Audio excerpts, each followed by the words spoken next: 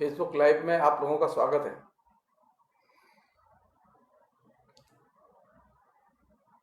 दिल्ली में तो जैसा टीवी दिखा रहा है और बता रहा है, हलचल बढ़ गई है। जगह जगह जाम। क्या हुआ उस 15 दिन के कोरोना बंद का?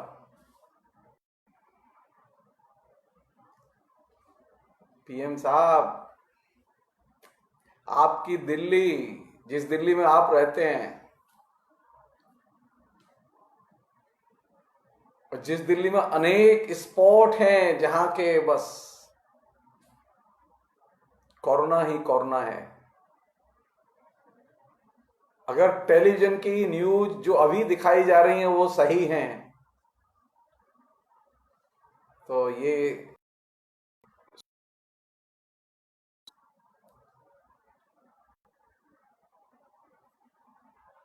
मैं प्रधानमंत्री जी से अनुरोध करूंगा कि वो सख्ती से पेश आए। दिल्ली में जो जनता कार ले लेके निकल पड़ी है, रोकें।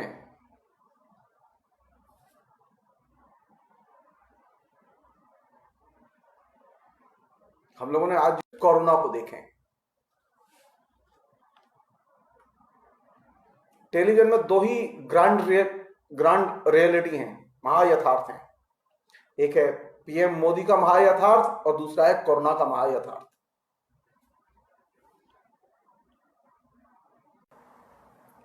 पीएम मोदी के महायथार्थ की संगति में ही कोरोना का महायथार्थ जो है वो प्रस्तुत किया जा रहा है।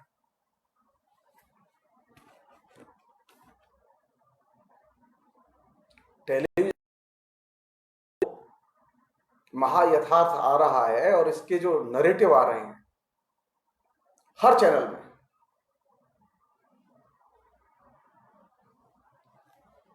और खासतौर पर भारतीय चैनलों में जो नरेटिव आ रहे हैं,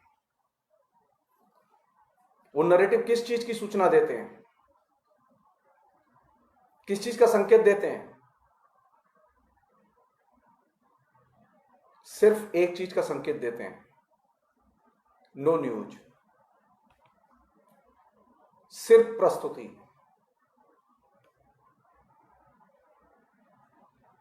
नो रियलिटी, सिर्फ प्रस्तुति। जब महायथार्थ के फ्रेमवर्क में कोई विषय, कोई व्यक्ति, कोई घटना प्रस्तुत की जाती है तो सिर्फ एक ही चीज होती है, सिर्फ प्रस्तुति और प्रस्तुतियों का फ्लो, अबाध फ्लो।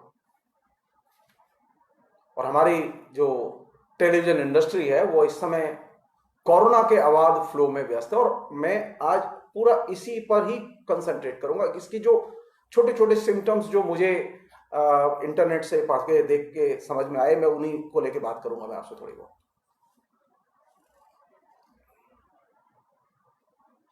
हम लोग सब जानते हैं कि कोरोना की अपनी एक खास तरह की एक रियलिटी है।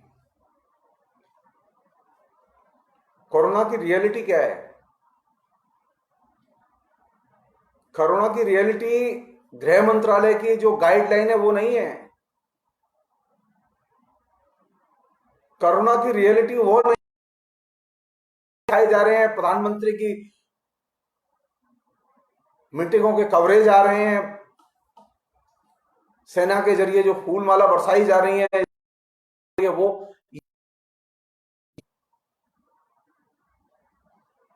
कोरोना की रियलिटी वह है जो कि आप देख नहीं रहे हैं।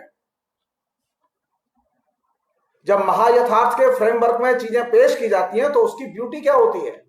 उसकी ब्यूटी ये होती है कि आपको यथार्थ दिखाई नहीं देता।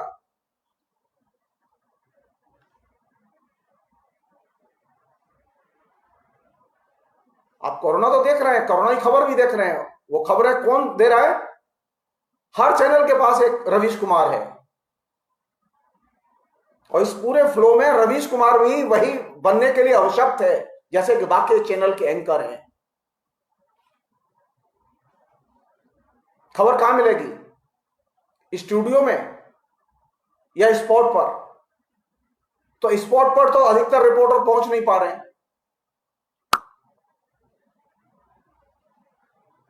जब स्पॉट पर अधिकतर रिपोर्टर पहुंच नहीं पा रहे तो खबरें आएंगी कहां से?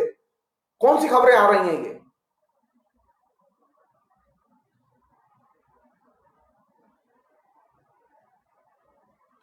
अगर 30 लाख से अधिक बिहार के मजदूर बिहार से बाहर काम करते हैं और वे अपने घर लौटना चाहते हैं, तो क्या हमने 30 लाख के लायक रेलों का इंतजाम किया?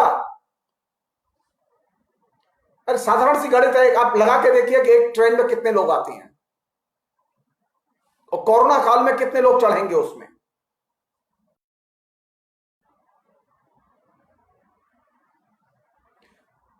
कोरोना का एक महायथार्थ किंतु टेलीविजन में जारी है, लेकिन उसमें आपको यथार्थ नहीं मिलेगा।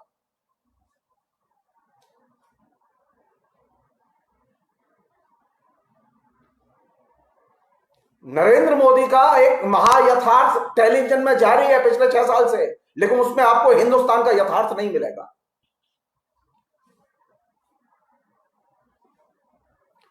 ग्रांड रियलिटी के फ्रेमवर्क में जब भी चीजें पेश की जाएंगी तो वे चीजें ये स्थिति पैदा करेगी कि आपको यथार्थ दिखाई नहीं देगा, लेकिन प्रस्तुतियां ही प्रस्तुतियां होंगी, लाइन लगी होगी प्रस्तुतियों की। आपकी आंखें थक जाएंगी लेकिन आपको यथार्थ नहीं मिलेगा।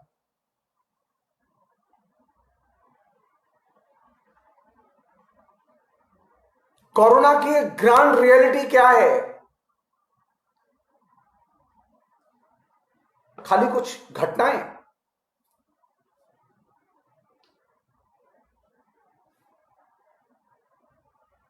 मैं नहीं जानता कि आपने कितना इसका अध्ययन किया है, कितना देखा है, क्योंकि मैं टेलीविजन उस तरह से नहीं देख रहा हूं जितना आप देख रहे हैं। मैं सिर्फ अपनी छोटी सी जो अनुभूतियां हैं, जो मैंने इंटरनेट के जरिए अर्जित की हैं देख देख के, चैनल्स के कवरेज को देख के, उसमें मुझे एक बहुत ही भयावह चीज लग रही है। हिंदुस्तान के सारे चैनल एक सिरे से एक चीज लगातार कम्युनिकेट कर रहे हैं, कोरोना कोरोना और कोरोना, लेकिन कोरोना का यथार्थ सामने नहीं आ रहा।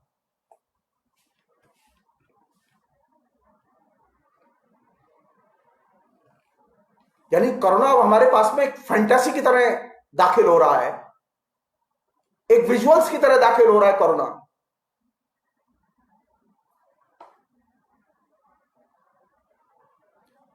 और कोरोना की जो ये मासिव प्रस्तुति है, इस प्रस्तुति का थ्रस्ट किस बात पर है?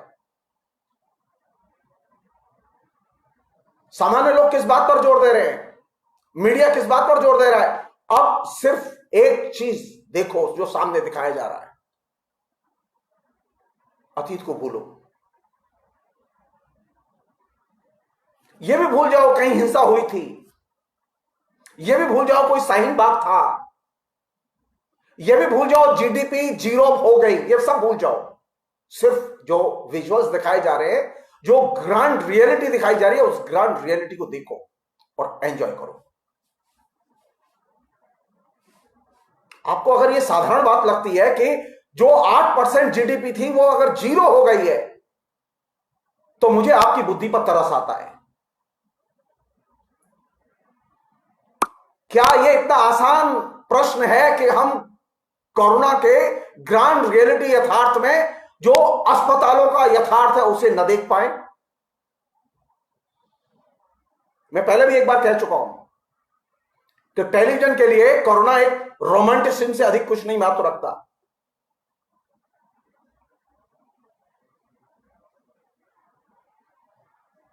वहां प्रस्तुतियों पर जोर है, वहां इस बात पर जोर नहीं है कैसे यथार्थ को सामने लाया जाए। मैं बहुत अफसोस के साथ कह रहा हूं कि पिछले 15 दिन से मैं लगातार आपके बीच में बात कर रहा हूं, लेकिन 15 दिन में किसी भी चैनल वाले के पास में यह साहस नहीं है कि वो जमीनी स्तर पर जाए, वो त्रिवेंद्रम में जाए, वो कासारगोट में जाए, वो हैदराबाद जाए, वो बॉम्बे जाए, वो दिल्ली में जाए और वो ये देखे कि कहां टेंट लगे हुए हैं और कहां लोग रह रहे हैं और किस कंडीशन में रह रहे हैं।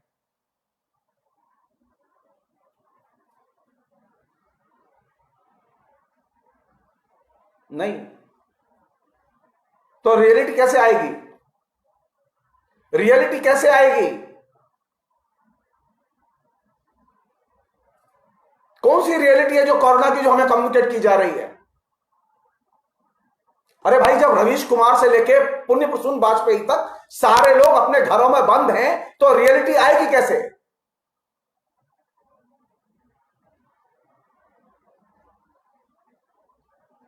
आप टेलीविजन पर जो कोरोना का महायथार्थ देख रहे हैं, वो रियलिटी से और उसकी हिस्टोरिसिटी से एकदम विच्छिन्न और कटा हुआ है। उसका न कोरोना की हिस्टोरिसिटी से कोई संबंध है, न कोरोना की संभावित परिणामों से कोई संबंध है उसका।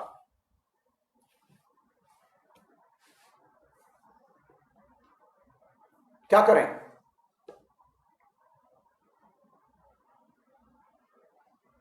अब हमारी इसमें भी दिलचस्पी नहीं है, दर्शक है कितने लोग मरे, कहां मरे, क्यों मरे, क्या हुआ, कोई दिलचस्पी नहीं है हमारी। हम लोग एकदम अभ्यस्त हो चुके हैं।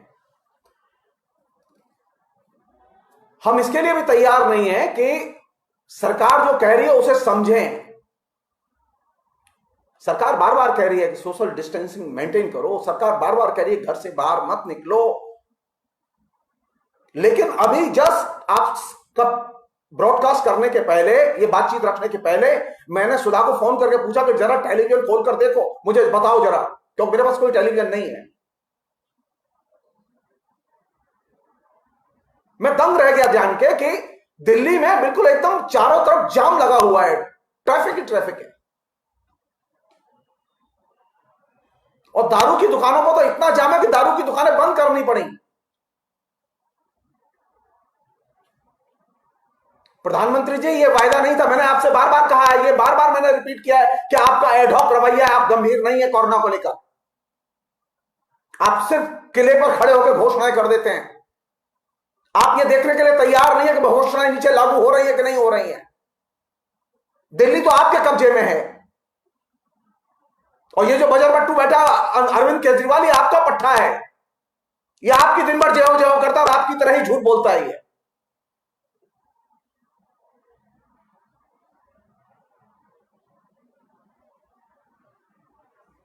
क्या दिल्ली एकदम मुक्त हो गई है? कल का डाटा उठाइए, कल कितने लोग अस्वस्थ हुए हैं। अरे जिन शहरों में 15-15, 20-20, 30-30 लोग मिले, वो शहर तो आपने ब्लॉक कर दिए पूरे। और दिल्ली, जहां के सैकड़ों लोग अभी भी कोरोना से पीड़ित इलाकों में भरे पड़े हैं, वहां आपने एकदम ट्रैफिक खोल दिया। नहीं नहीं, मैं फिर रिपीट कर रहा हूं, प्रधानमंत्री जी आपसे अपील है कि आप हस्तक्षेप करें, दिल्ली में जाम करें, बंद करें इसे। जनता की जिंदगी से खिलवाड़ करने की स्वतंत्रता को नहीं है, ना वो प्रधानमंत्री को है, केजरीवाल को है।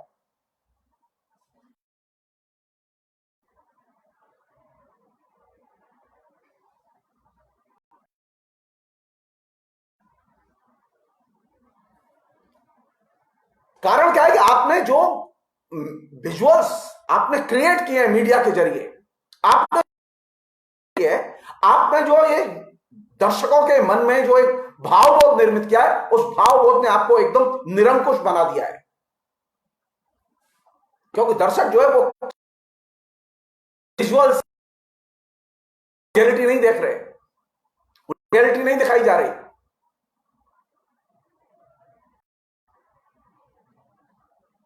वो नहीं, घर से नहीं निकले,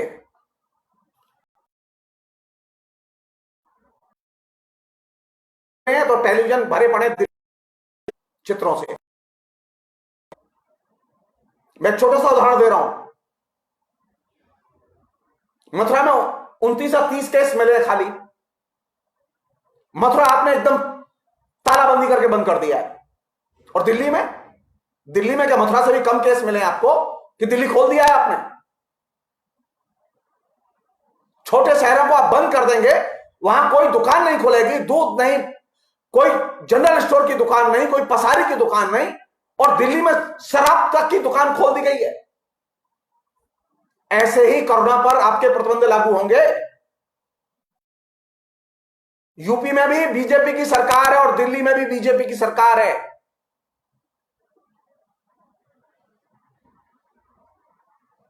और जो अमित शाह बोलते हैं,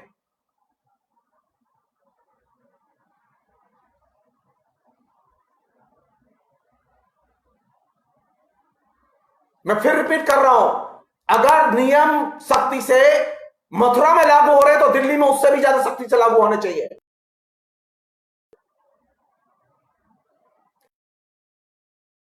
जाने का हक है, मुझे भी बाजार से चीजें मंगाने का हक है।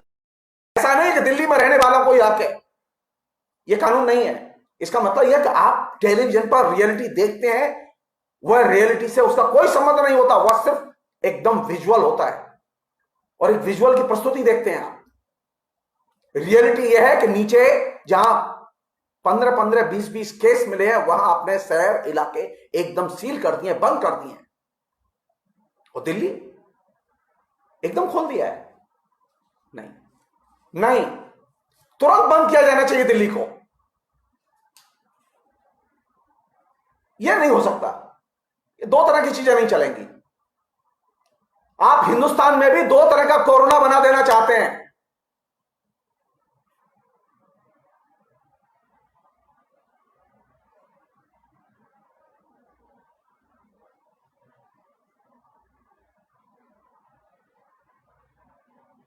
अगर ट्रेन चल रही है और ट्रेन चालू है उन लोगों के लिए, जैसा कि गृह मंत्रालय ने सर्कुलर निकाला था, तो हम जानना चाहते हैं कि 30 लाख लोगों के लिए कितनी ट्रेन चाहिएगी।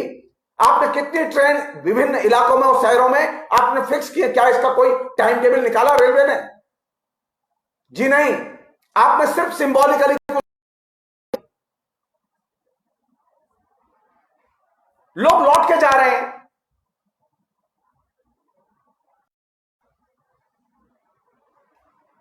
मैं आपको अपने शहर की बता सकता हूं, मथुरा में लोग बस स्टैंड से लौट कर गए हैं, कई सौ लोग लौट कर गए, उन्हें बस नहीं मिली।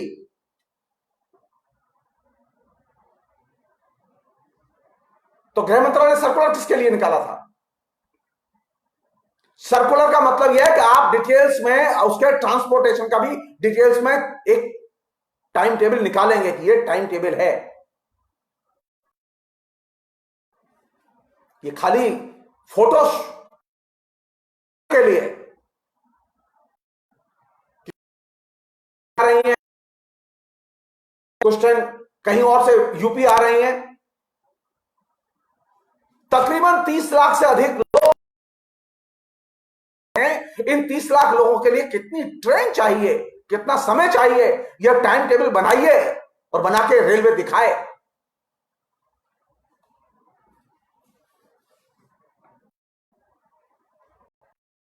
चीज जो कि इस कवरेज में मैं जो चीज कहना चाहता हूं आपसे कि ये जो ग्रांड नरेटिव, ग्रांड रियलिटी जो कोरोना की टेलीविजन में चल रही है, उसका रियलिटी से कोई संबंध नहीं है, कोई संबंध नहीं है। मुझे टेलीविजन में विजुअल चाहिए देखने के लिए, मुझे टेलीविजन में किसी भी पत्रकार का भाषण नहीं चाहिए, वो विजुअल का माध्यम है। मैं जानना चाहता हूं कि बंबई, दिल्ली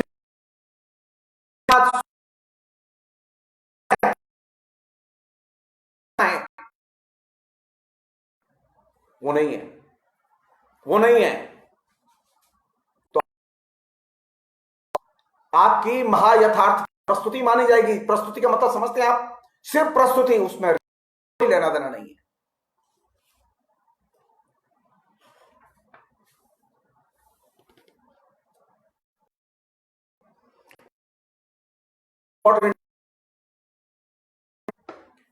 मैं अपने 30-35 साल मैंने मीडिया पढ़ाया है विद्यार्थियों को, 30 साल से ऊपर हो गए मुझे, मैंने उस पर लिखा है। जब भी ये जो महायथार्थ के परिप्रेक्ष्य में, महायथार्थ के फ्रेमवर्क में कोई भी खबर, और खासतौर पर ऐसी खबर जो कि महासंकट से जुड़ी हुई खबर है, वो जब पेश की जाएगी तो कोई भी बेचैनी पैदा नहीं करेगी।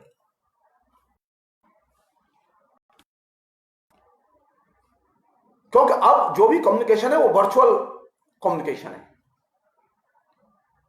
टेलीविजन भी वर्चुअल हो चुके हैं, हमारे मोबाइल भी वर्चुअल हो चुके हैं, हम सारे के सारे वर्चुअल कम्युनिकेशन के दायरे में जी रहे हैं और कम्युनिकेट कर रहे हैं।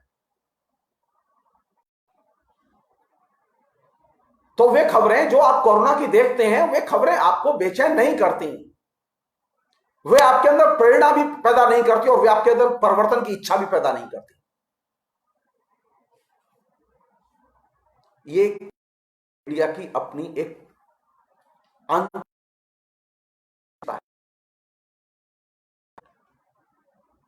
लाख दिखा कोई चैनल एकदम, तब भी वो बेचैनी पैदा नहीं करेंगे, क्योंकि वो वर्चुअल रियलिटी के फ्रेम है वो चीजें। इन प्रस्तुतियों की सबसे बड़ी ट्रेजेडी है कि वो जिस गति से आती हैं, यानी जिस स्पीड से आती हैं, उसी स्पीड से वो गायब भी हो जाती है।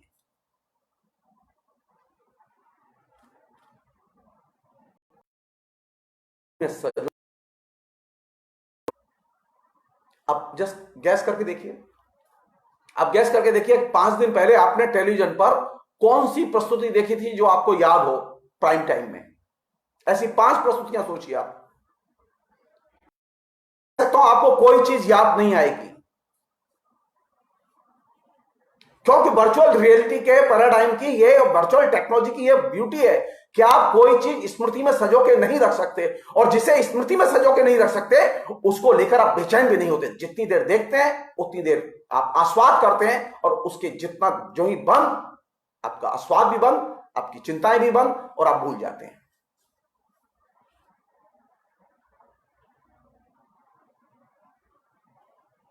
अंतर टेलीविजन समझ में नहीं आएगा दोस्तों। अब टेलीविजन जो है वो सिर्फ टेलीविजन नहीं है, बल्कि वो वर्चुअल रियलिटी के मीडियम के तौर पर टेलीविजन है।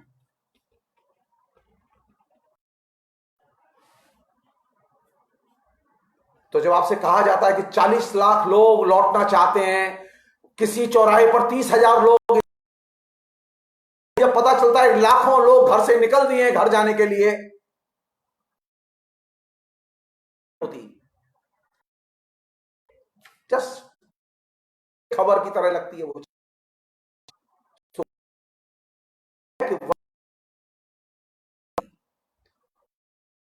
जीवन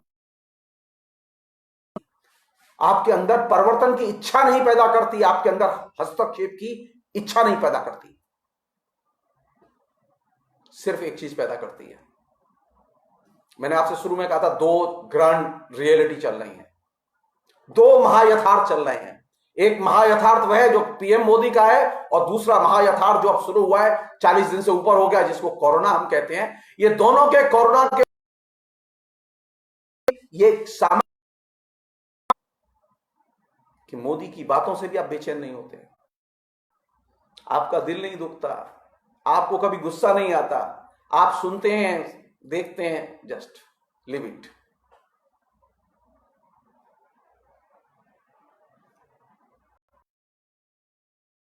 आज जब माध्यमों पर बात की जाएगी, परिप्रेक्ष्य में बात की जाएगी, वर्चुअल रियलिटी के परिप्रेक्ष्य, वर्चुअल मीडिया के परिप्रेक्ष्य में बात की जाएगी।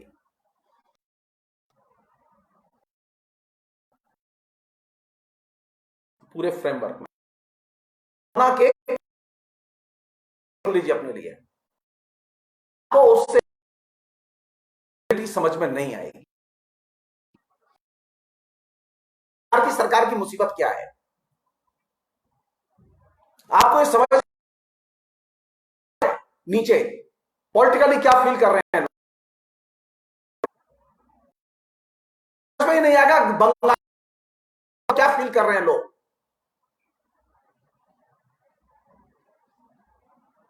आपको कभी एक मुख्यमंत्री का बयान दिखाई देता है कि नीतीश कुमार ने यह बोला, या आपको कभी यह दिखाई देता है कि ममता बनर्जी कहां झाड़ू लगा रही है, ममता बनर्जी कहां लाइंस ठीक कर रही है, ममता बनर्जी कहां कार से जा रही है?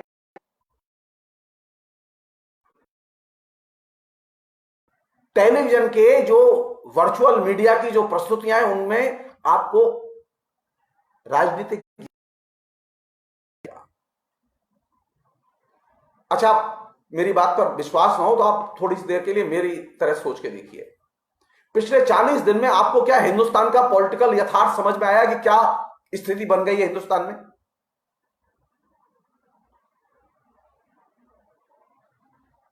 आपके पास कोई सूचना है?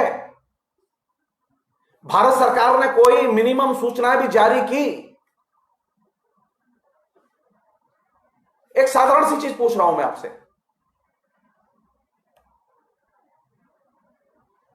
कैबिनेट की मीटिंग हुई क्या दिल्ली में? दिल्ली में मंत्री तो है ना, मंत्री तो आ जा सकते हैं प्रधानमंत्री निवास पर और सोशल डिस्टेंस मेंटेन करके बैठ भी सकते हैं। आपने कभी यह सोचा कि कैबिनेट की मीटिंग क्यों नहीं हो पा रही है? आपने कभी यह सोचा कि प्रधानमंत्री ब्रीफिंग क्यों नहीं दे रहे प्रेस को? प्रधानमंत्री के लिए वक्तव्य देने के लिए समय है, लेकिन प्रधानमंत्री के पास में किसी भी समस्याओं पर, एक साथ कई समस्याओं पर प्रेस के साथ, तो आप अगर 40 दिन का कवरेज देखेंगे तो आपको क्या हिंदुस्तान की समझ में आएगी उससे? आप किसी भी चैनल को रख लीजिए, चाहे आप रजत शर्मा के चैनल को चुन लीजिए, आप किसी भी चैनल को चुन लीजिए, वर्चुअल मीडिया में, वर्चुअल फ्रेमवर्क में जब चीजें पेश की जाती हैं और ग्रांड रियलिटी के फ्रेमवर्क में पेश की जाती हैं तो राजनीतिक यथार्थ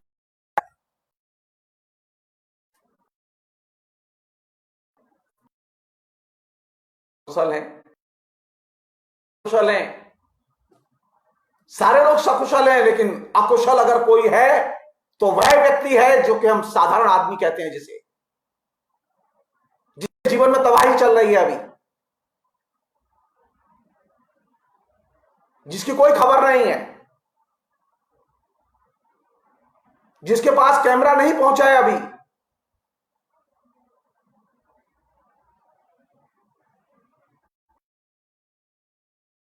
एक और पहलू है जो कि कायदे से कंसीडर करना चाहिए आप लोगों को।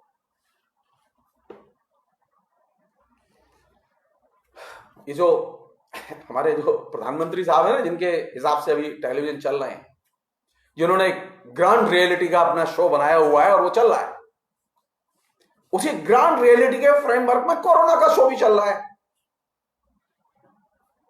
कोरोना के कवरेज का सारा दारोमदार किस पर है? कौन सी चीज है?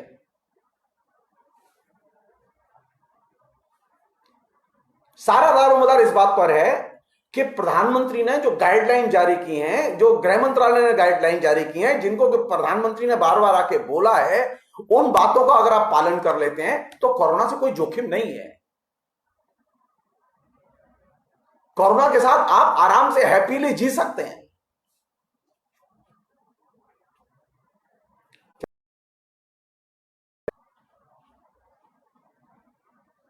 क्या बात इतनी सरल है कि कोरोना के साथ में जो प्रधानमंत्री ने जो चीजें पेश की, जो गृह मंत्रालय ने चीजें पेश की, उनका अगर जनता पालन कर ले तो कोरोना में कोई जोखिम नहीं रहेगा? कोरोना के पूरे कवरेज को जोखिम रहित कवरेज के तौर पर पेश किया गया है। कोरोना में बहुत जोखिम है। कोरोना के सामाजिक आर्थिक परिणाम है, लेकिन आप किस चीज में मगन है? आप मगन है कि प्रधानमंत्री ने कह दिया कि सामाजिक दूरी बनाए रखो, आपने पालन किया। प्रधानमंत्री ने कहा कि डॉक्टरों को धन्यवाद दो, घंटे बजाओ, आपने पालन किया। प्रधानमंत्री ने कहा कि फूल बरसाओ, तो आपने फूल बरसाए, आपने पालन किया। इस सारी परिस्थितियों में जो जनता कर रही है और प्रधानमंत्री कर रहे हैं, इनमें कौन सी चीज कॉमन है? कि कोरोना में कोई जोखिम नहीं है, बस तुम मेरी मानते रहो, मैं तुम्हारी मानता रहो, एकदम तुम भी मस्त और मैं भी मस्त। अब थोड़ी देर के लिए रुक जाइए मेरे कहने से। जब आपने प्रधानमंत्री को वोट दिया था ना, बीजेपी को 2019 में, जिसका ग्रांड नैरेटिव चल रहा है अभी, तो किस लिए वोट दिया था?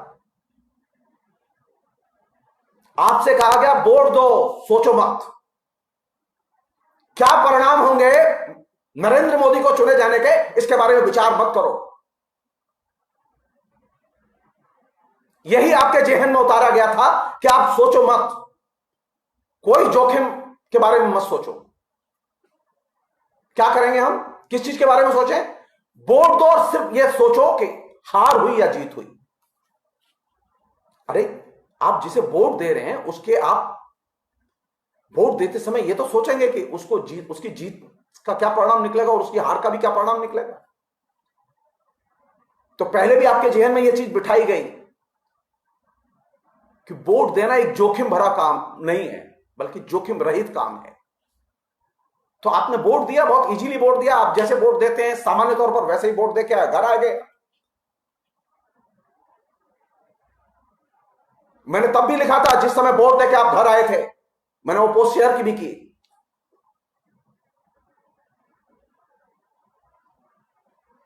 मैंने लिखा था और मैं आज रिपीट कर रहा हूं इस बात को आपके सामने। आपने प्रधानमंत्री को वोट दिया बिना यह सोचे कि प्रधानमंत्री को वोट देने में क्या रिस्क इन्वॉल्व है।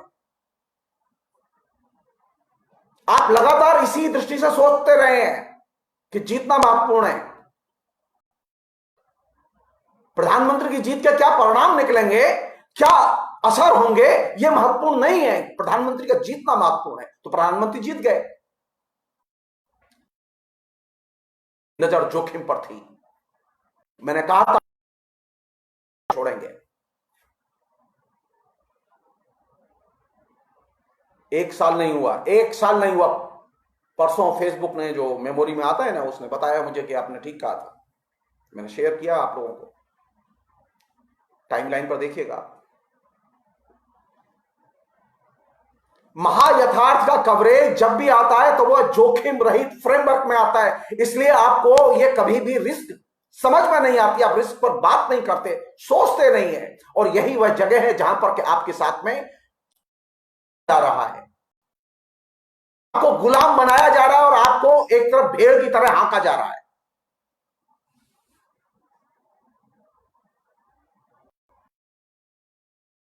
आप जब वर्चुअल मीडिया में जाएंगे और वर्चुअल रियलिटी के फ्रेमवर्क में चीजें तैयार करेंगे तो आपकी स्थिति वही होगी।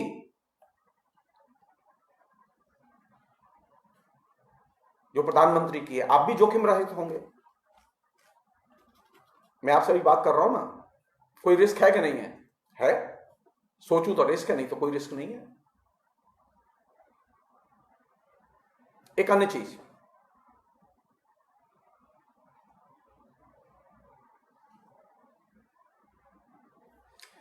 जब आप किसी भी चीज को जोखिम रहित बनाकर पेश करेंगे, जो आपने कोरोना को भी किया और प्रधानमंत्री को भी किया, नरेंद्र मोदी को चुनने में कोई रिस्क नहीं है, तो अब आप मजा लीजिए। रिस्क नहीं है तो 0 जीडीपी का मजा लीजिए अब आप अगले 10 साल तक। आप ये सोचिए, आपको 8% जीडीपी लाने में 65 साल लगे और नरेंद्र मोदी को 8% जीडीपी को 0 लाने में 1 साल लगा।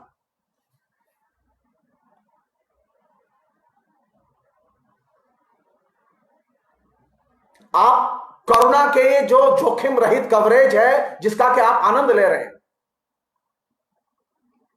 जिसमें कि आप कैद हैं, कोरोना का कवरेज और प्रधानमंत्री का ग्रैंड रियलिटी का कवरेज, इन दोनों के बीच में कौन सी चीज की कैजुअलिटी हुई है? एक ही चीज की कैजुअलिटी हुई है, यथार्थ, यथार्थ और सिर्फ यथार्थ। आप रियलिटी को नहीं जानते, आप रियलिटी को नहीं जानते। आप टेलीविजन तो देखते हैं, आप रवीश कुमार का शो तो देखते हैं, कि आप रियलिटी को नहीं जानते। आप किसी का भी शो देखिए, आप रियलिटी को नहीं जानते, क्योंकि वर्चुअल मीडिया में रियलिटी दाखिल होगी ही नहीं।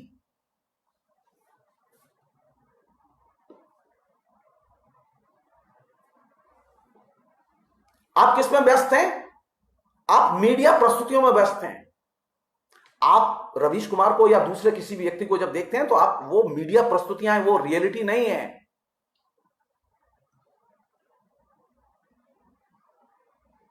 आप सिर्फ एक बार कल्पना करके देखिए, 1 घंटा रवीश कुमार बिना विज्ञापन के आपको प्रोग्राम दिखाते हैं कि नहीं दिखाते? नहीं दिखाएंगे। उस रियलिटी को तोड़ने के लिए, उस नैरेटिव को तोड़ने के लिए बेहद जरूरी है कि विज्ञापन आए बीच में, जिससे कि आपका ध्यान हटे, आप भूलें।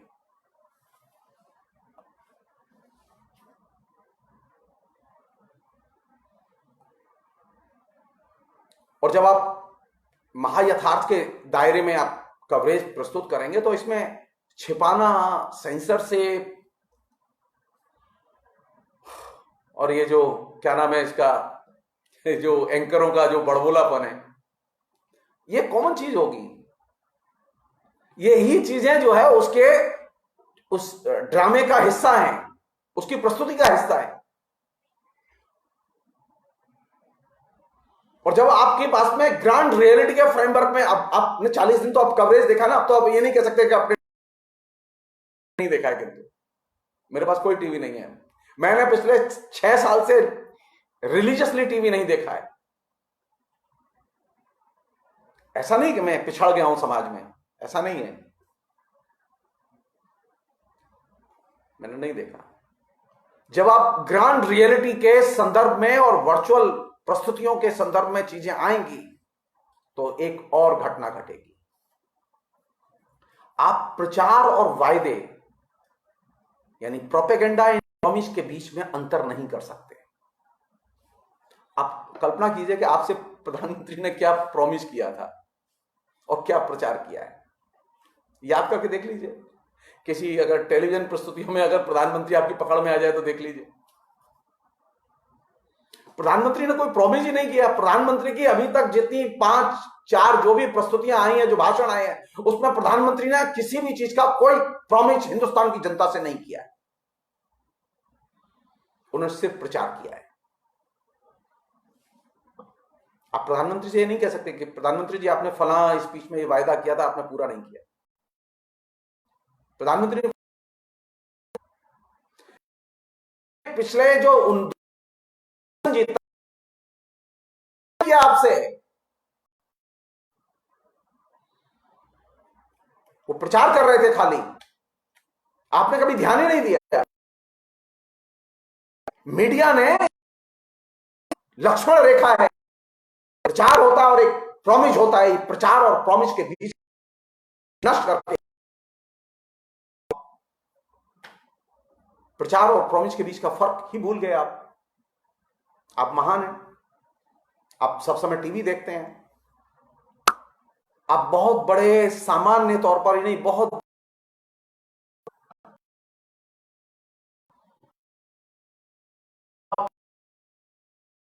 देखेंगे तो क्या वहां सत्य दिखाई देगा? प्रचार का सत्य के साथ में बिल्कुल एकदम 3-13 का संबंध है।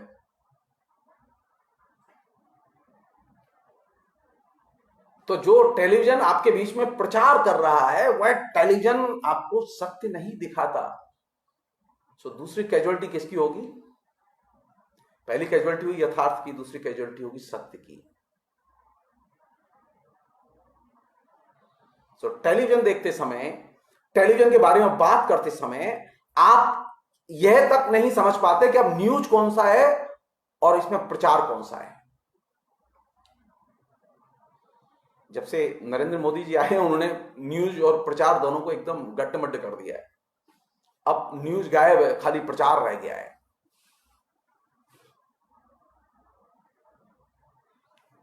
प्रचार किंतु प्रामाणिक है, न्यूज किंतु फेक।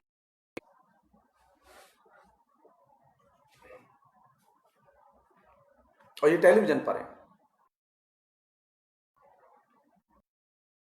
या हम ये कह सकते हैं कि मोदी ऑथेंटिक, कि टेलीविजन का जो अब तक का कवरेज है ऑथेंटिक फेक है, या हिंदी में कहें प्रामाणिक नकली खबरें। सो अब हम जो भी चीजें देख रहे हैं टेलीविजन से, कोरोना की देख रहे हैं या ग्रांड जो है रियलिटी में मोदी जी की देख रहे हैं, ये दोनों ग्रांड रियलिटी के फ्रेमवर्क में आ रही हैं। ये दोनों ही प्रामाणिक फेक खबरें हैं जो हमारे बीच में आ रही हैं। इसमें रियलिटी और ट्रुथ मिनिमम है ही नहीं, तो ज्यादा अच्छा है। मैं तो खाली इतना सा जानना चाहता हूं कि नोएडा में ही सारे चैनलों के दफ्तर हैं और चैनल के वो हैं दिल्ली में,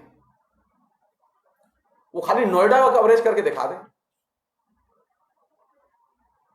नोएडा और आसपास के जो अस्पताल है उनमें ही घूम के दिखा दें क्या कंडीशन है। नहीं, कोई भी चैनल नहीं दिखा रहा है ये। क्यों? क्यों? उसकी न तो यथार्थ को खोजने में रुचि है, न उसकी सत्य को जानने में रुचि है। उसकी सिर्फ किस में रुचि है? उसकी सिर्फ प्रस्तुति में रुचि है। वो चाहता है कि सिर्फ प्रस्तुतियां हों, प्रस्तुतियों का फ्लो बना रहे। और एक चीज और है जिसे कि वो कॉन्स्टेंटली मेंटेन करते हैं कि जो भी चीज आए वो एकदम ऐसी सरल हो, कॉमन सेंस के बेसिस पर हो। और कॉमन सेंस के कोई भी आदमी बिना किसी जटिलता के समझ जाए उसे, और पॉपुलिज्म के फ्रेमवर्क में हो। कोरोना हो या नरेंद्र मोदी हो, ये दोनों ही कॉमन सेंस और पॉपुलिज्म, इन दोनों के ही आधार पर हमारे बीच में टेलीविजन में आ रहे हैं लगातार। हाँ। और जब आप कॉमन सेंस और पॉपुलिज्म के फ्रेमवर्क में आएंगे तो तीसरी चीज जिसकी कैजुअलिटी होगी वो होगी स्मृति या अतीत। अब किसी की यह रुचि नहीं है कि गुजरात में क्या हुआ था। हिंदुस्तान का यूथ जो कि मोदी का दीवाना नहीं चाहता कि गुजरात में क्या तबाही मची थी, गुजरात पिछड़ गया या आगे चला गया। वो ये भी नहीं जानना चाहता कि पिछले 6 साल में मोदी जी ने क्या किया। वो मोदी का किंतु फैन है। वो औरत जो घर में बैठी हुई है वो मोदी के लिए जान देने के लिए तैयार है, जिसका कि 40 दिन से चूल्हा बंद है, लेकिन वो ये जानने के लिए तैयार नहीं है कि मोदी ने पिछले 6 साल में क्या किया या मोदी ने पिछले 40 दिन में क्या किया।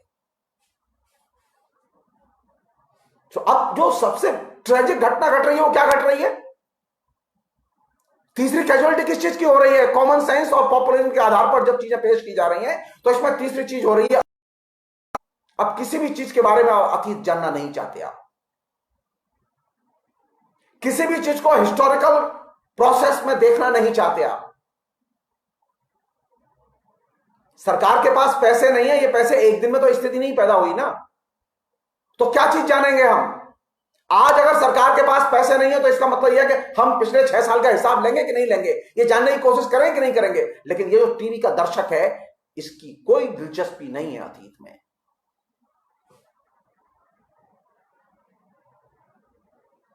जो टेलीविजन कवरेज है उस टेलीविजन कवरेज की तीसरी बड़ी कैजुअलिटी है कि दर्शक अतीत के तमाम किस्म के सवालों से एकदम लिबरेट कर दिया गया है। वो जानना ही नहीं चाहता कि नरेंद्र मोदी का अतीत में कार्यकाल कैसा था एज ए मुख्यमंत्री। वो ये जानना नहीं चाहता कि एज ए प्रधानमंत्री, वो ये जानना नहीं चाहता कि पिछले 40 दिन में नरेंद्र मोदी ने क्या किया। उसकी कोई रुचि नहीं है इसमें। वो इस बात पर खुश है कि नरेंद्र मोदी आए टीवी पर, बोले और कहा उन्होंने कि शाम को 5 बजे घंटा बजाना, बस खुश।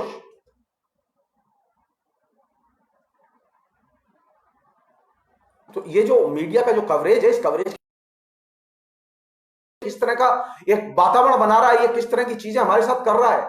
तो इसकी तीसरी जो कैजुअलिटी है वो कौन सी है कि उसने दर्शक को, जनता को एकदम अतीत की यादों से, अतीत के प्रश्नों से एकदम मुक्त कर दिया है।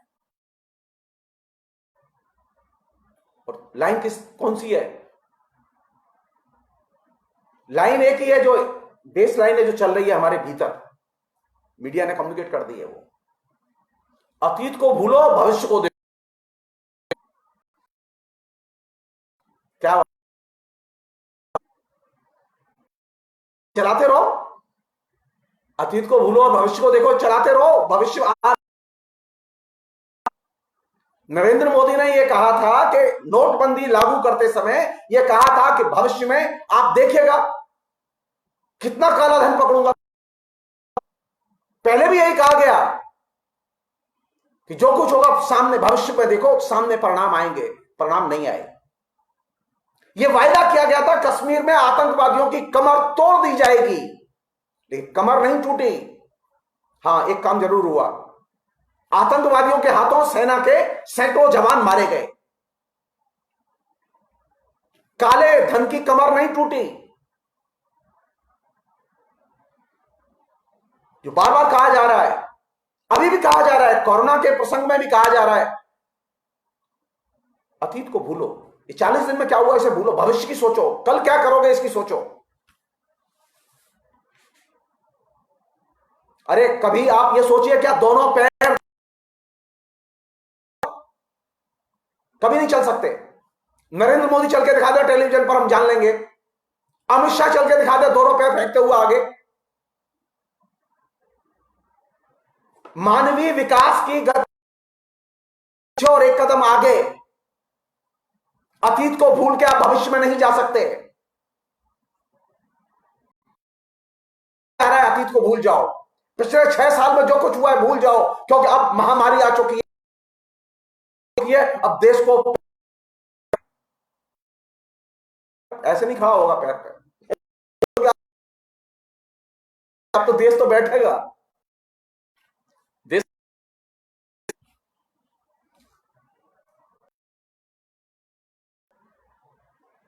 तो इस स्लोगन के झांसे में आने की जरूरत नहीं है। अतीत को भूलो, भविष्य को देखो। भविष्य बहुत भयानक और निर्मम है, भविष्य बहुत हिंसक है। जब लोग नहीं होगा, आप 2%, आप सोचिए उस हिंदुस्तान की हालत।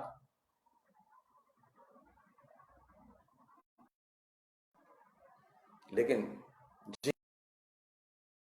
जानते हैं जगदीश्वर जी को अभी भी अपनी राजनीति लग रही है और मोदी के खिलाफ में जहर उगल रहे हैं। अरे नहीं, मैं तो सिर्फ हिसाब मांग रहा हूं। मैं तो चाहता हूं हर नागरिक हिसाब मांगे इस सरकार से कि उसने 6 साल में क्या किया। इस सरकार से हिसाब मांगे कि उसने कोरोना काल में पिछले 40 दिन में क्या किया। मेरा पूरा हक है, मैं टैक्स देता हूं और मेरे पास में स्मगलिंग का पैसा नहीं आता, मेहनत का पैसा है जो मैं टैक्स देता हूं। मेरा इस सरकार से पूछने का हक बनता है उसने 40 दिन में क्या किया।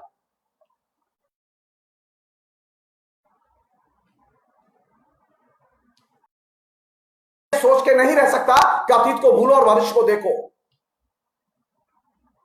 भविष्य तभी आपको दिखाई देगा जब आप अतीत को अच्छे से जानेंगे। नहीं जानते, समाज का अतीत नहीं जानते, वे समाज का भविष्य नहीं बना सकते। समाज का निर्माण टेलीविजन नहीं करता और समाज का निर्माण प्रधानमंत्री नहीं करता।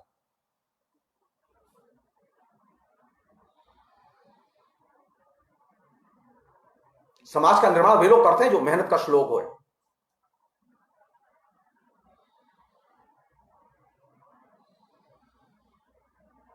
वे तो आपके डिस्कशन में नहीं है। आपने कभी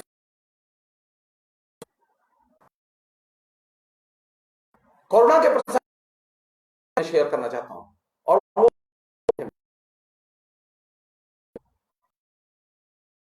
टेलीविजन पर आया, वो डायलॉग नहीं करता, वो संवाद और बहस जनरेट नहीं करता।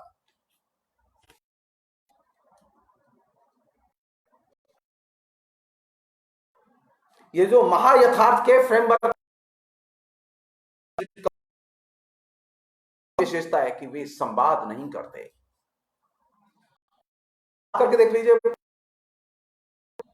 टेलीविजन भी बात नहीं करता, संवाद नहीं करता, कोरोना पर भी संवाद नहीं है, जनता में भी संवाद नहीं है।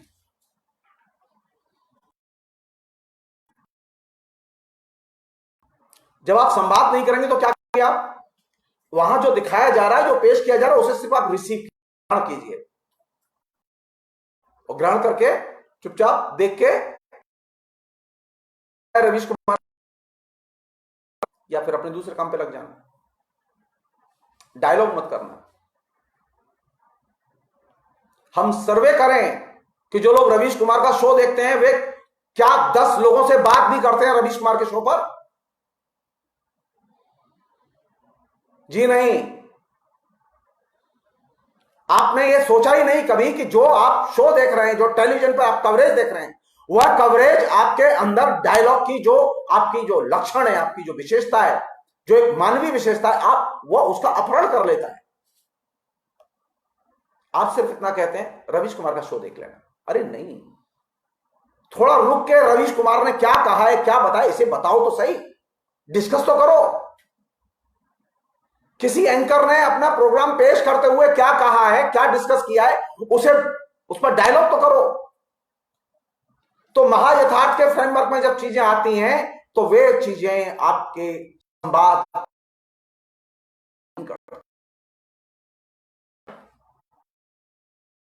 करते तो हस्तक्षेप नहीं कर सकते। 9 दिन चले 2.5 कोस वाला मामला है। आप देखते टीवी साल भर है, लेकिन आप साल भर में मुश्किल से 10 लोगों से भी बात नहीं करते हो टीवी के प्रोग्राम के बारे में,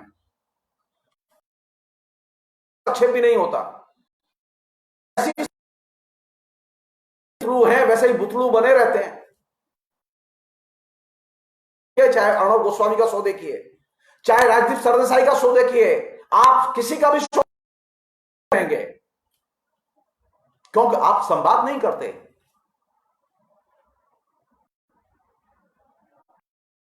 एक अन्य पहलू, जब आप कोई टेलीविजन शो देख रहे होते हैं, टेलीविजन की खबरें देख रहे होते हैं, जो अभी आप कोरोना का पूरा का पूरा कवरेज देख रहे हैं, तो इस तरह की आकांक्षाएं से, और जब आपकी आकांक्षाएं तब तो आप एकदम डायलॉग नहीं कर रहे। नागरिक के नाते बोलने की, हस्तक्षेप करने की आपको जरूरत ही महसूस नहीं होगी।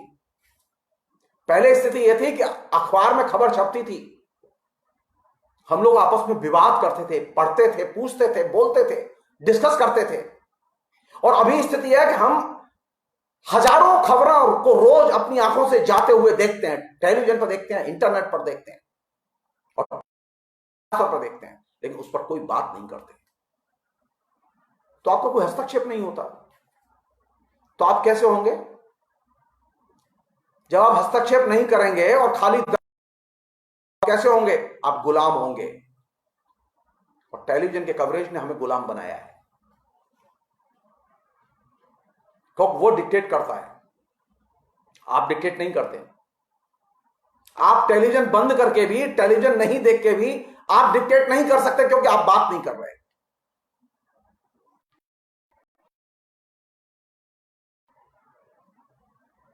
कैजुअलिटी है कि टेलीविजन का जो कवरेज है नागरिक को निष्क्रिय दर्शक बना देता है, वो सक्रिय दर्शक नहीं बनाता, वो निष्क्रिय दर्शक बना देता है। नकली वातावरण टेलीविजन का, सूचना का, कम्युनिकेशन का इर्द गिर्द चलता रहता है। ये रियल वातावरण नहीं है जिसमें हम लोग रहते हो। हम तो देखते हैं 3 घंटे, लेकिन रियलिटी हमारे हाथ में नहीं, सत्य हमारे हाथ में नहीं, बहस करने की आदत हमारी चली गई, खबरों पर हम उधेड़बुन नहीं करते, और सामाजिक जीवन में तो बहस एकदम ही नहीं होती। आपने कभी इस बीच में आप लोगों को सुना है टेलीविजन की किसी भी खबर पर? मैंने तो नहीं सुना। मैं दिल्ली में मेट्रो में भी चलता रहा हूं, मैं कलकत्ते की मेट्रो में भी चलता रहा हूं, मैं यहां पर भी मथुरा में चलता हूं। एक जमाना था अखबारों के जमाने में, अखबार में छपी खबर सुबह एकदम बाजार गर्म कर देती थी। टेलीविजन ने कहते हैं निष्क्रिय नागरिक।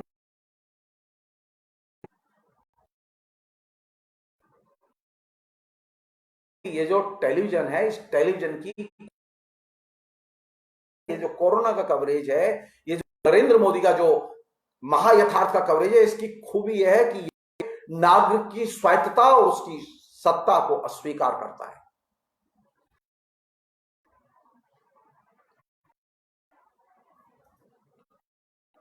उसके कठपुतली है, वो जैसे चाहेगा वैसे नचाएगा।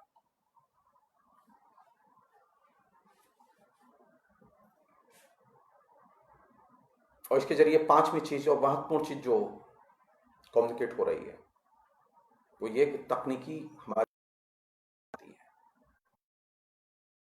होना ये चाहिए, मैंने एक दिन कहा था, होना ये चाहिए कि तकनीक का नियंत्रण हम करें, लेकिन अभी उल्टा होता है।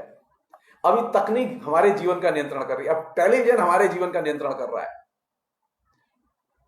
9 बजे रामायण आएगा, 10 बजे महाभारत आएगा, अरे सब काम छोड़ के भागते हैं। रात के 9 बजे हम रवीश कुमार का शो देखना है।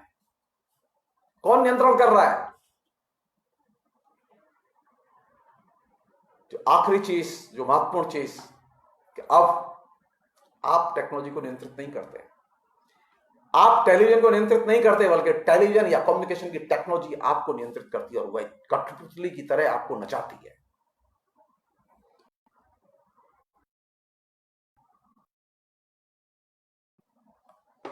नहीं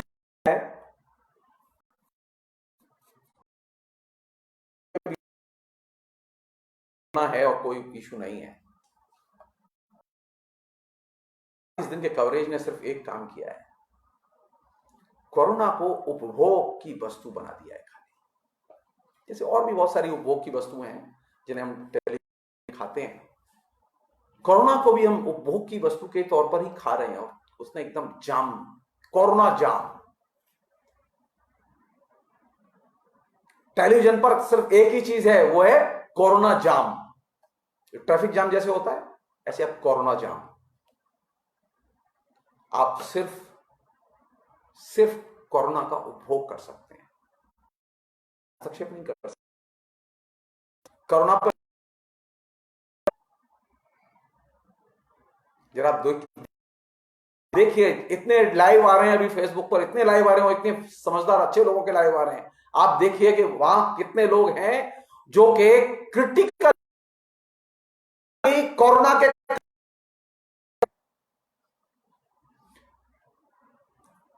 ओपिनियन, ये जो छोटे छोटे जो चैनल बने हैं ना यूट्यूब वाले, वो छोटे से हिस्से को कैटर करते हैं सोसाइटी के। ग्रांड जो ओपिनियन है, जो बड़ी ओपिनियन है, वो बना रहा है टेलीविजन। मैं बहुत खुश होता कि वे विनोद दुआ हो या वो और दूसरे लोग,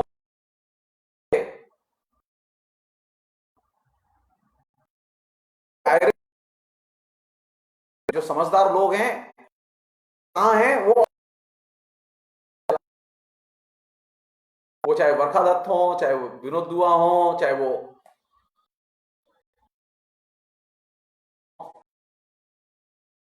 बड़े अच्छे लोग, समझदार पत्रकार काम कर रहे हैं।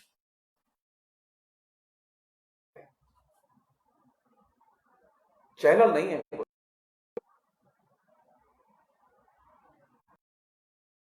ओपिनियन तैयार कर रहा है। वो कौन तैयार कर रहा है? तैयार कर रहे हैं, और वे उन लोगों ने पूरे के पूरे देश के जाम में फंसा दिया है।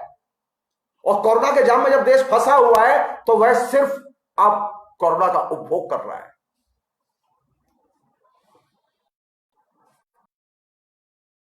तो उसमें कौन सी चीज होगी? वायवी बनाओ। कोरोना एक प्रॉब्लम है जो कि आपकी शरीर को